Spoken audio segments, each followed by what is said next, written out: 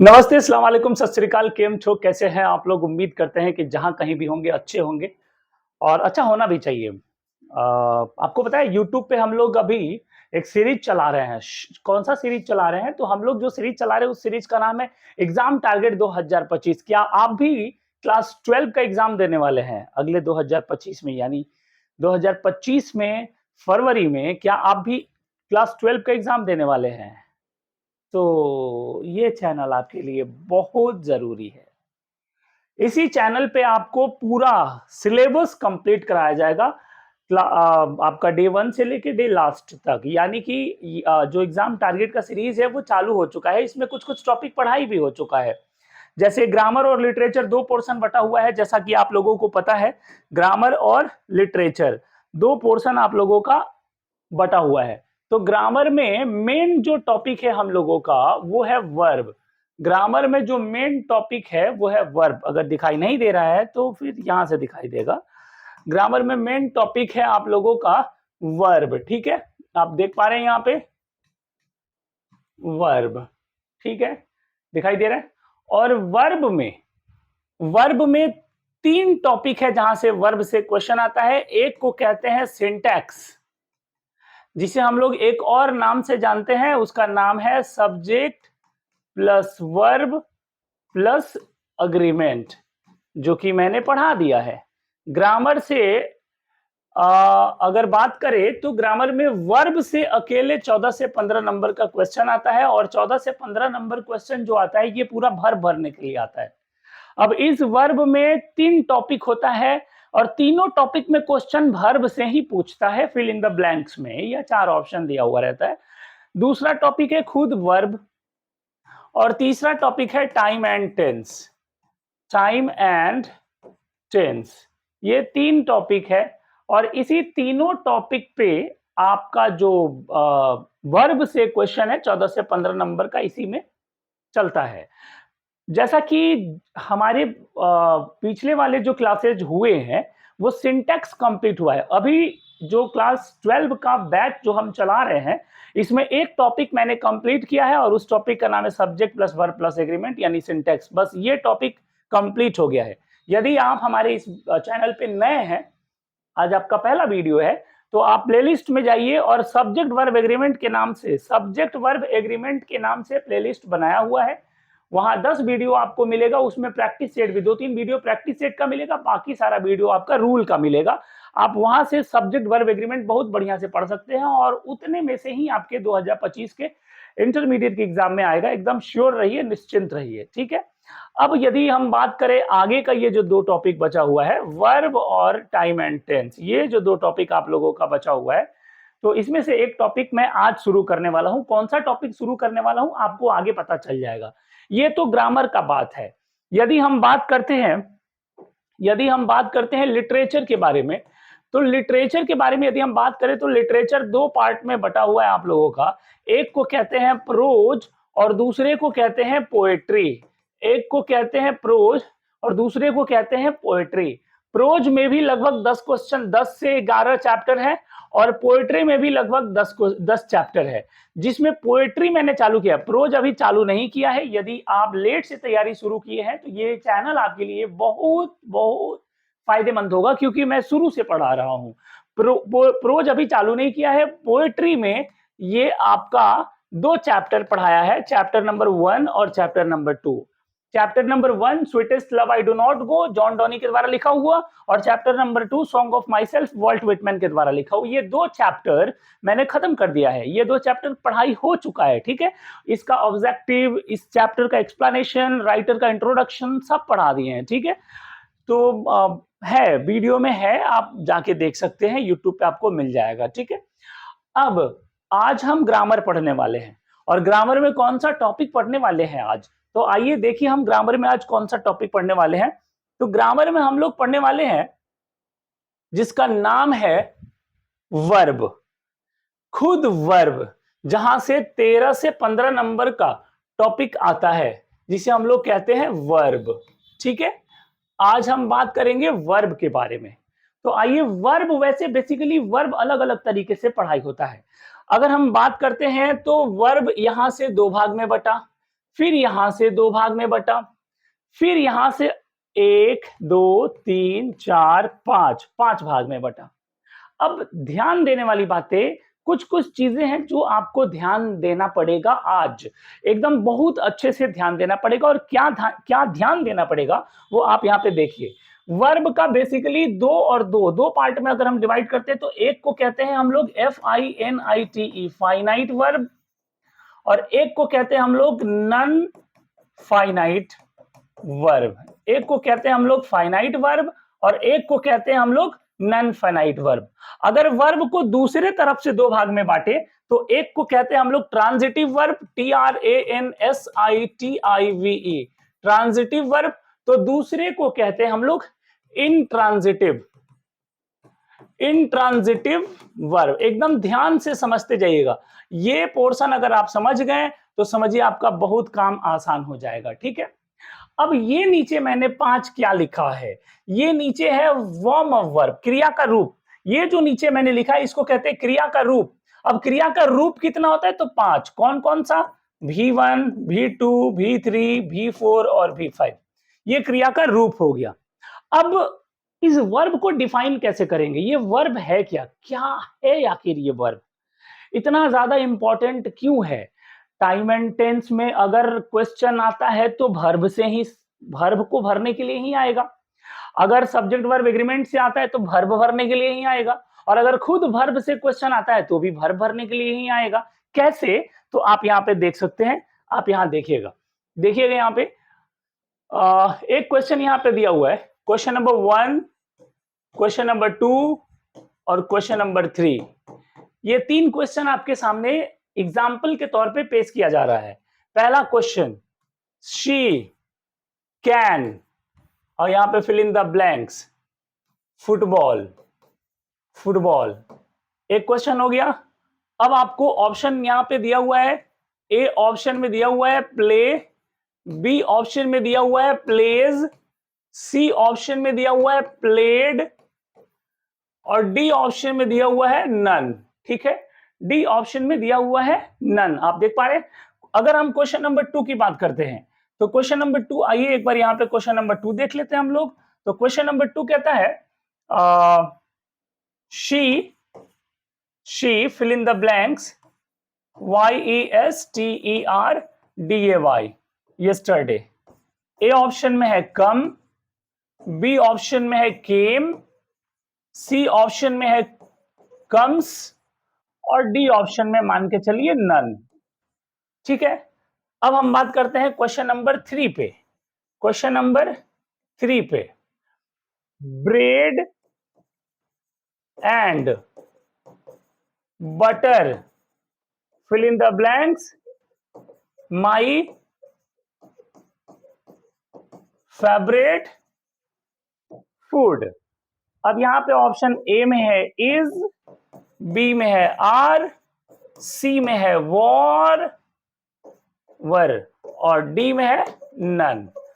अब देखिए 3 क्वेश्चन है, तीनों में वर्ब है। यहां प्ले मतलब खेलना, जिस शब्द के अंत में ना हो और उसमें कोई कार्य दिख रहा हो उसे हम क्रिया कहते हैं, यानी कि वर्ब कहते हैं। अब आप यहां पे 3 सवाल देखिए। पहला सवाल, she can fill in the blanks football, पहला सवाल खुद वर्ब टॉपिक से लिया गया है।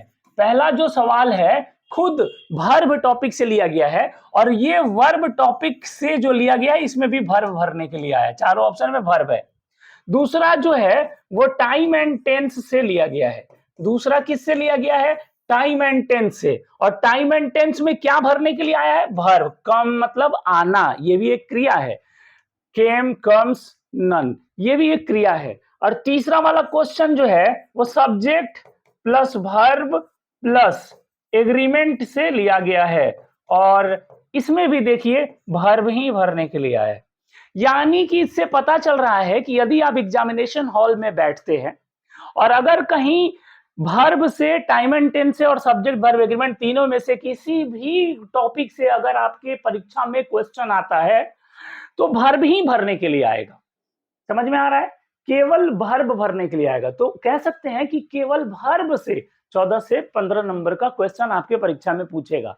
तो इसलिए वर्ब को तगड़ा करना होगा, वर्ब को पूरा एकदम तहस नहस कर देना होगा, वर्ब की गहराई में जाकर के आपको पढ़ना होगा कि आखिर ये क्रिया है क्या, ये क्यों इतना ज्यादा हम लोगों को परेशान करता है और क्यों परीक्षा में इसको इतना ज्यादा क्यों इससे इतने क्वेश्चन आते हैं। तो इसके बारे में जानना बेहद जरूरी है। वैसे मैं इन तीनों का उत्तर बता देता हूं, लेकिन कैसे इन तीनों का उत्तर सही है ये मैं जैसे जैसे टॉपिक पढ़ाऊंगा वैसे वैसे बता दूंगा। अब यहाँ पे ये कैन जो है मॉडल एक्सुलरी वर्ब है। ये कैन क्या है? ये मॉडल एक्सुलरी वर्ब है। और जितने भी मॉडल एक्सुलरी वर्ब होते हैं, ये ट्रिक है कि जितने भी मॉडल एक्सुलरी वर्ब आप देखेंगे उसके तुरंत बाद अगर कोई क्रिया लगाना होगा तो हमेशा वो वर्ब का पहला रूप में होगा। वर्ब का कौन सा रूप में होगा? पहला रूप में होगा। आप यहाँ पे देख पा रहे हैं वर्ब का कौन सा रूप? पहला रूप यहाँ पे है। तो वर्ब का पहला रूप में आप देखिए यहाँ पे वर्ब का पहला रूप कौन है? ये है प्ले।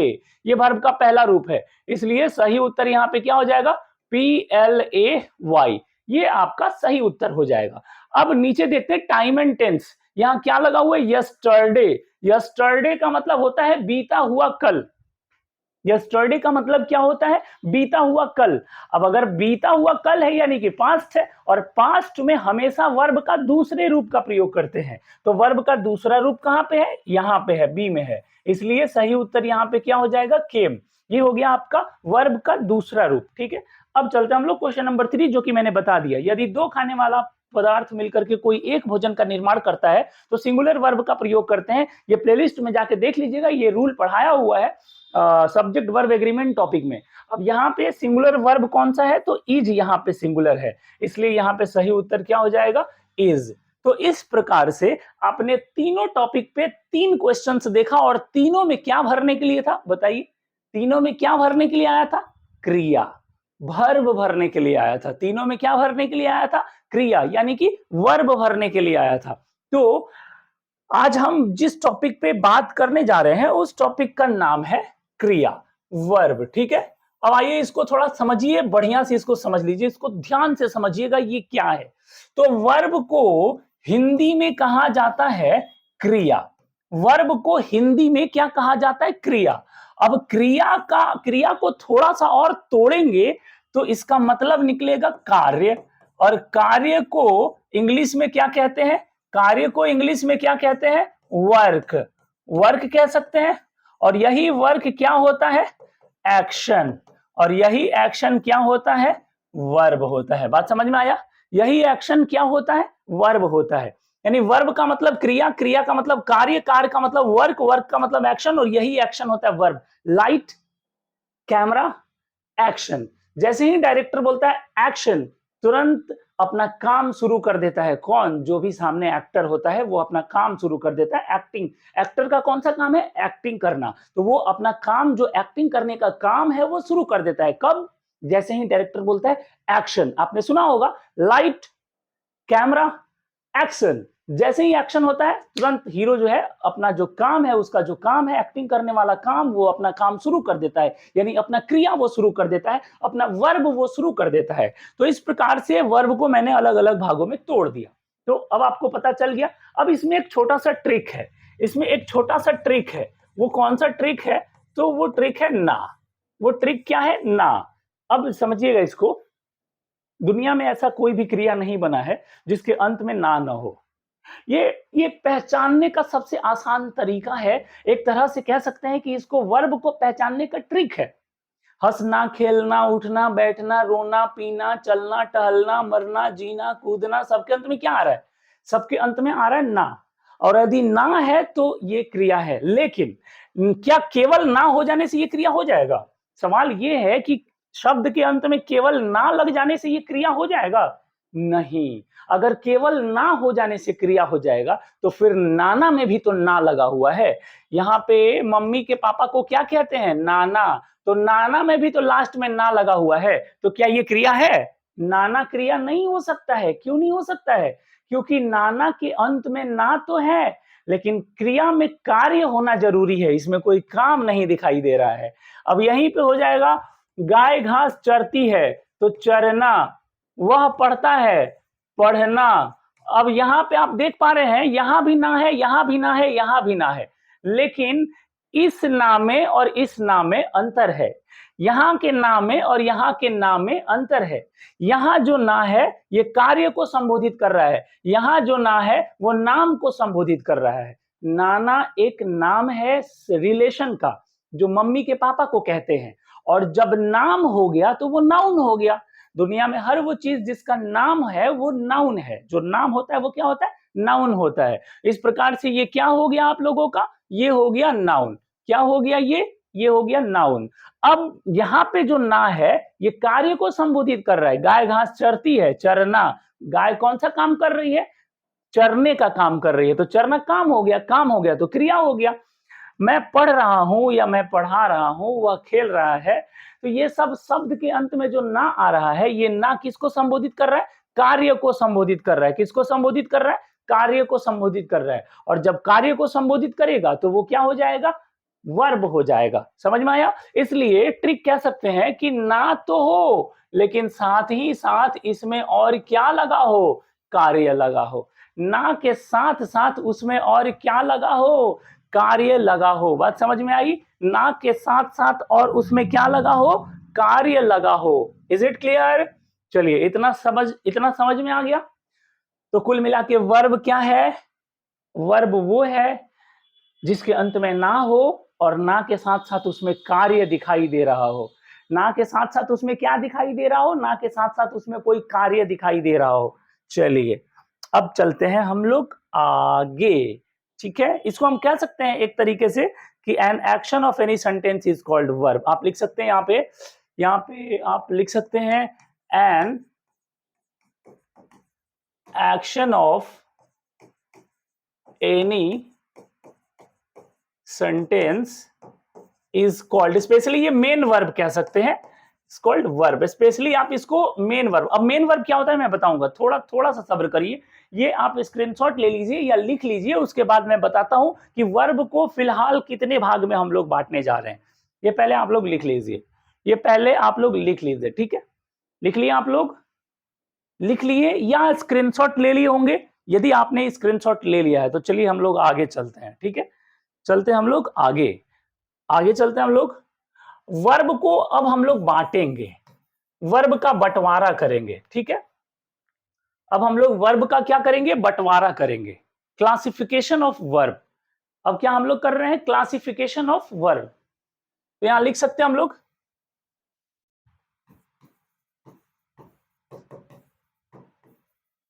Classification of verb. आप यहां लिख सकते हैं क्लासिफिकेशन ऑफ वर्ब। अब हम लोग क्या करने जा रहे हैं, वर्ब का वर्गीकरण करने जा रहे हैं, वर्ब का बंटवारा करने जा रहे हैं। अब ये वर्ब दो भाग में बटेगा, कैसे बटेगा इसको यहां ध्यान से समझिएगा। इस वर्ब को हमने कितने भाग में बांटा है, दो भाग में बांटा है। कितने भाग में हमने बांट दिया, दो भाग में बांट दिया। एक को कहते हैं हम लोग मेन वर्ब, एक को कहते हैं हम लोग मेन वर्ब, और दूसरे को कहते हैं हम लोग हेल्पिंग वर्ब, दूसरे को कहते हैं हम लोग हेल्पिंग वर्ब। मेन वर्ब को प्रिंसिपल वर्ब या मुख्य क्रिया भी कहते हैं, मेन वर्ब को हम लोग प्रिंसिपल वर्ब या मुख्य क्रिया भी कहते हैं, और हेल्पिंग वर्ब को हम लोग ऑक्सिलरी वर्ब या सहायक क्रिया भी कहते हैं, ऑक्सिलरी वर्ब या सहायक क्रिया भी। जो ऑक्सिलरी वर्ब आप लोग सुने हैं आज के पहले वो यही है, हेल्पिंग वर्ब को ही ऑक्सिलरी। लेकिन ऑक्सिलरी कहेंगे तो ऑक्सिलरी से आपको पता नहीं चलेगा कि ऑक्सिलरी क्या है, लेकिन हेल्पिंग वर्ब जो कह रहे हैं इससे पता चल रहा है कि हेल्पिंग का मतलब होता है सहायक, हेल्पिंग का मतलब होता है सहायक। ये आसान वर्ड है, आप लोगों को समझने में आसानी होगी। बस इतना समझिए कि हेल्पिंग वर्ब को ही हम लोग ऑक्सिलरी वर्ब कहते हैं। ऑक्सिलरी वर्ब किसको कहते हैं, हेल्पिंग वर्ब को ही हम लोग ऑक्सिलरी वर्ब कहते हैं। ठीक है, अब इसको समझना होगा, इसको ध्यान से, वर्ब को समझना जरूरी है, क्योंकि यदि आप वर्ब को समझ गए तो वर्ब से समझिए कौन कौन से टॉपिक से, अगर आप वर्ब से क्वेश्चन आएगा तो वर्ब ही भरने के लिए आएगा, टाइम एंड टेंस से क्वेश्चन आएगा तो वर्ब ही भरने के लिए आएगा, सब्जेक्ट वर्ब एग्रीमेंट से क्वेश्चन आएगा तो वर्ब ही भरने के लिए आएगा। तो सोचिए ये वर्ब कितना जरूरी है हमारे लिए, बहुत जरूरी है। अगर ये नहीं समझें तो फिर आपको सब्जेक्ट वर्ब एग्रीमेंट नहीं समझ में आएगा, तो फिर आपको टाइम एंड टेंस नहीं समझ में आएगा, फिर गड़बड़ हो जाएगा और 13 से 15 नंबर आपका मिस कर जाएगा। इसलिए ये बहुत जरूरी है, आपको subject verb agreement, time and tense और वर्ब, इन तीनों टॉपिक को अगर पकड़ बनानी है, इन तीनों टॉपिक पे आपको एकदम मुट्ठी पकड़ बनानी है, तो फिर आपको ये समझना बहुत जरूरी है, बहुत जरूरी टॉपिक और बहुत इंपॉर्टेंट टॉपिक आज हम आप लोगों के लिए लेके चल रहे हैं, इसलिए आज आप लोग थोड़ा इसको ध्यान से समझेंगे। ये हो गया मेन वर्ब, ठीक है, और ये हो गया हेल्पिंग वर्ब, सहायक क्रिया।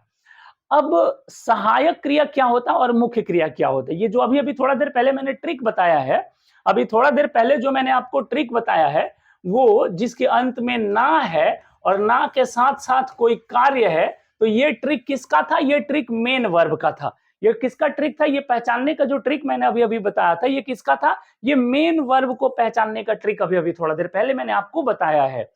जिसके अंत में ना हो और ना के साथ साथ कोई कार्य छुपा हो, तो वो क्या हो जाएगा, वो मुख्य क्रिया हो जाएगा। तो भाई सहायक क्रिया क्या होता है, तो सहायक क्रिया के बारे में आप थोड़ा समझिए। सहायक क्रिया वो होता है जो मुख्य क्रिया की मदद करता है, मुख्य क्रिया की जो मदद करता है वो होता है सहायक क्रिया। अब इसको थोड़ा सा समझिएगा डिटेल में।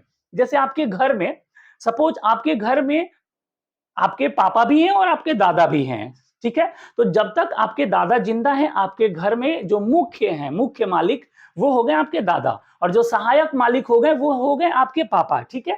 सहायक कौन हो गए, आपके पापा, और मुख्य कौन हो गए, आपके दादा, ठीक है। अब जरा सोचिए, जब कभी भी दादा को किसी चीज के लिए डिसीजन लेना होता है, तो सहायक के रूप में वो पापा की मदद लेते हैं, ठीक है। यानी कि जो सहायक क्रिया है वो हमेशा मुख्य क्रिया की क्या करता है, मदद करता है। यानी कि दादा के डिसीजन में सहायता कौन कर रहा है, ये पापा। पापा क्या हो गए, सहायक क्रिया, और दादा क्या हो गए, मुख्य क्रिया। होता है कि नहीं होता है, आप ही बताइए। आपके घर में अगर दादाजी जिंदा हैं तो दादा मालिक हैं, जब दादा मरेंगे, जब दादा चले जाएंगे इस दुनिया से, तब जाकर के हमारे पिताजी मालिक होंगे, लेकिन जब तक दादा हैं तो दादा मालिक हैं, और फिर पापा जो है वो सहायक के रूप में काम करते हैं। तो उसी प्रकार से जो सहायक क्रिया है, यानी जो आपके पापा हैं, वो आपके मुख्य क्रिया यानी कि आपके दादा का हमेशा सहायता करते हैं उनके डिसीजन में। समझ में आया। तो उसी प्रकार से सहायक क्रिया हमेशा मुख्य क्रिया की मदद करता है। सहायक क्रिया जब भी होगा वो हमेशा किसकी मदद करेगा, मुख्य क्रिया की मदद करेगा, ये याद रखिएगा। तो आप नोट में लिख सकते हैं, यहाँ पे आप लोग नोट में लिख सकते हैं कि सहायक क्रिया हमेशा मुख्य क्रिया की मदद करता है। आप नोट में लिख सकते हैं, आप नोट में यहाँ पे लिख सकते हैं, सहायक क्रिया हमेशा मुख्य क्रिया की मदद करता है। आप यहाँ पे लिख सकते हैं सहायक क्रिया, हमें नोट में आप लोग स्क्रीनशॉट ले लीजिएगा। सहायक क्रिया हमेशा जो है वो मुख्य क्रिया की मदद करता है, ठीक है। मुख्य यानी मेन वर्ब का क्या करता है, मेन वर्ब का मदद करता है, हेल्प करता है। समझ में आ रही है, मेन वर्ब का हेल्प करता है, इसको आप नोट में लिख सकते हैं, ठीक है। अब हम बात करते हैं कि जैसे कभी ऐसा हो गया कि मान लीजिए आपके घर में आपके दादा नहीं है। अब जब आपके घर में आपके दादाजी नहीं है, तो उस टाइम पे आप किससे लेते हैं, उस टाइम पे आप जो भी आप लेते हैं, जो भी आप अगर आपको कुछ पूछना है या आपको कहीं से परमिशन लेना है, दादा घर पे नहीं है, और बताइए आप परमिशन किससे लीजिएगा।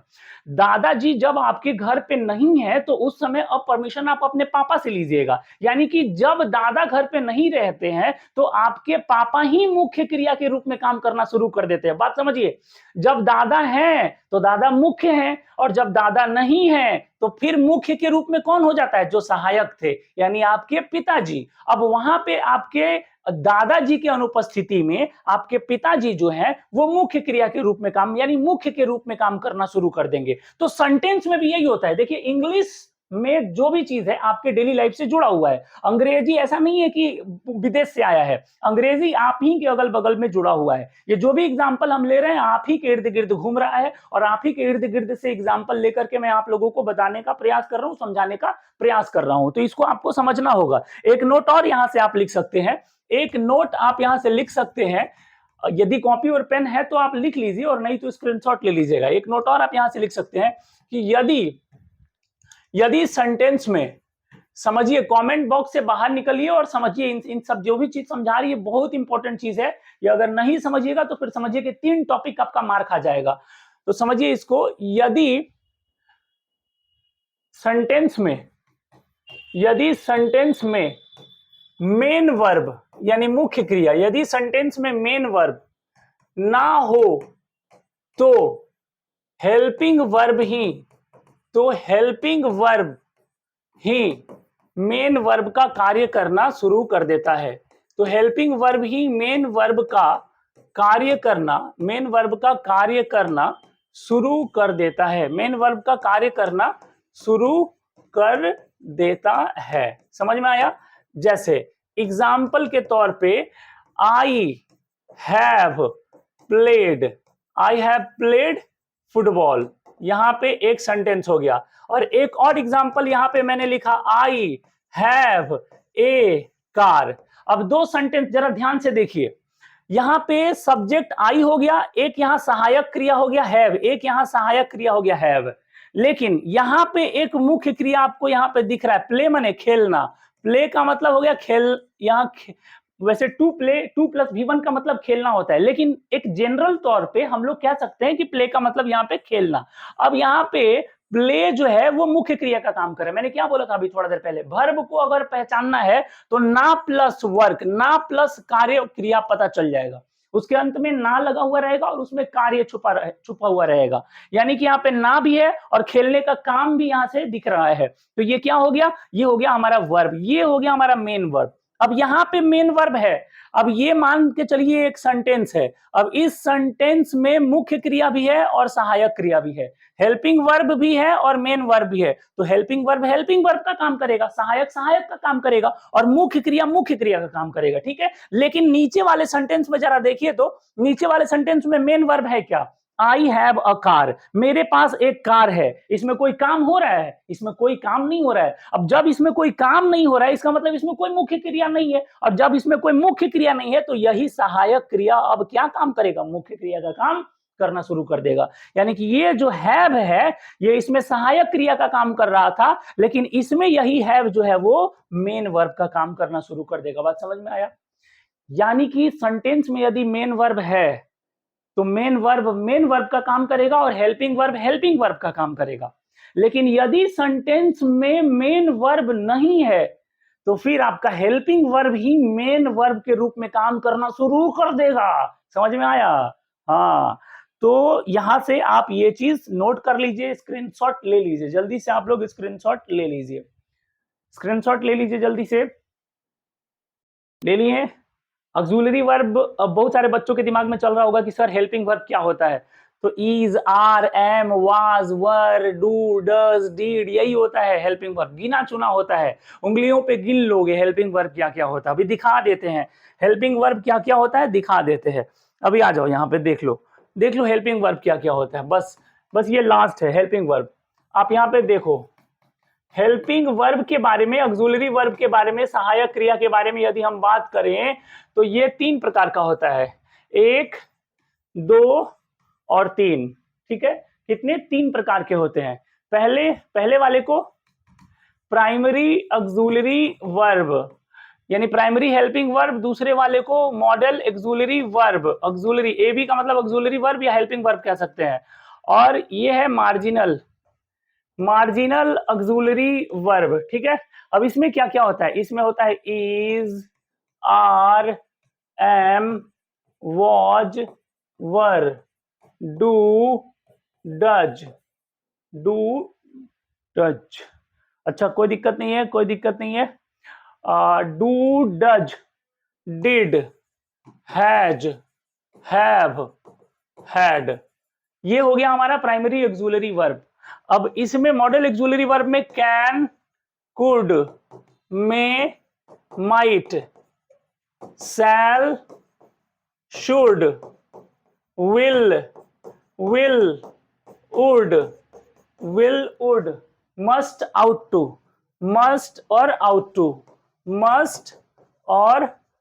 आउट टू, ठीक है। इसमें एक आप जोड़ सकते हैं यूज्ड टू। अगर हम बात करें तीसरा नंबर मार्जिनल के बारे में, तीसरा नंबर यदि हम बात करें मार्जिनल ऑक्सिलरी वर्ब तो ये होता है नीड और डेयर। बस खत्म हो गया। ऑक्सिलरी वर्ब यही होता है, बस इतना ही होता है, इतना बस अखबारी में भर लो, खत्म हो गया। जितना है बस इसको अखबारी में भर लो, खत्म हो गया पूरा। यही ऑक्सिलरी वर्ब है, यही है सहायक क्रिया। अब इसके अलावा जो कार्य तुमको दिखेगा वो सब हो जाएगा मेन वर्ब। यही है सहायक क्रिया। अब ये सहायक क्रिया मुख्य क्रिया का काम कब करेगा? जब सेंटेंस में मुख्य क्रिया नहीं रहेगा तब ये सहायक क्रिया जो है एक्टिव हो जाएगा, मुख्य क्रिया के रूप में काम करना शुरू कर देगा। ठीक है, समझ में आया? तो ये हो गया हेल्पिंग वर्ब।